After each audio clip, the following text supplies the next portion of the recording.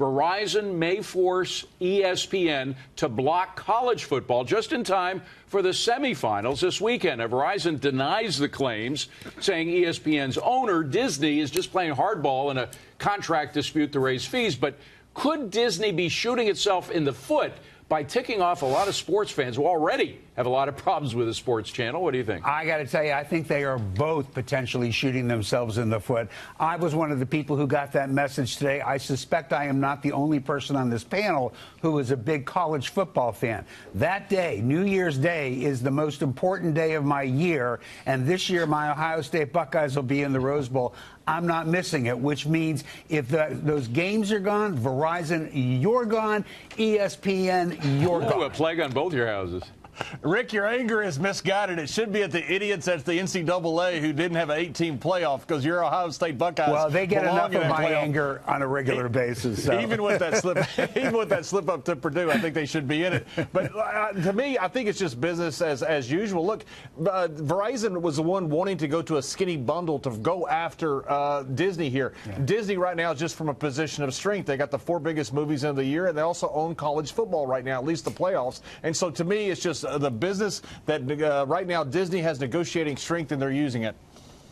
Republicans, Democrats, Verizon, Disney, I don't think anybody can get along anymore. It's kind of depressing to watch. But look, Disney has the strength. They're trying to sell high, and they're going to start high and then negotiate down if need be, and that's all that's going on here. It's the art of the deal. I suspect something will get done, just like government will be open sooner rather than later, and everybody will be watching their football games with a lot of beer and nachos. Yeah, I guess I'm not Sporty Spice. I'm going to be the only one not watching the games. I plan on having a nice champagne brunch on New Year's Day myself. How dare you?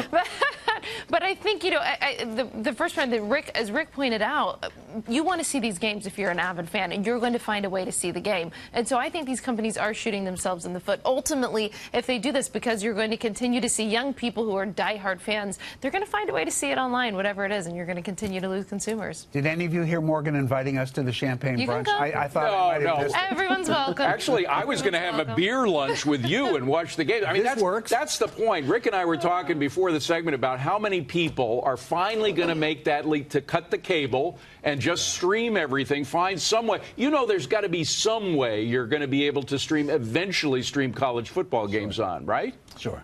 I mean, yeah, you're starting to see it already in Europe. You're starting to see when they have a World Cup and they're starting to see EPL games, you can buy certain packages just for European soccer, and you're starting to see that some. You know, ESPN came out with this ESPN Plus, which has got 1 million subscribers already. That's where they're headed. They're just making so much money right now. They're making $8 per subscriber for these. That is an outrageous fee. But they're losing their cable subscribers. Their numbers are way down. They lost 2 million cable subscribers in the last year. So Rick is absolutely right.